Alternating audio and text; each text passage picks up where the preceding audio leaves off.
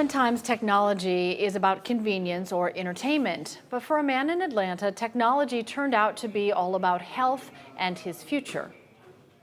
No, it's measuring right now. But David loves watches and David loves technology. Gifts.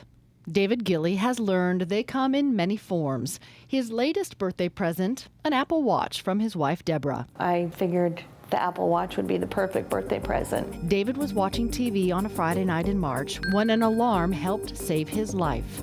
After about 10 minutes of sitting there, my Apple Watch went off and sent me an alarm that you've been in a resting position for 10 minutes and your heart rate is accelerated. And I looked down, my heart rate was over 140 beats a minute.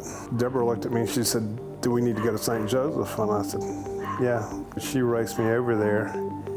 And by the time I got in there, I was starting to go into flash pulmonary edema where you can't breathe because your heart's not functioning properly.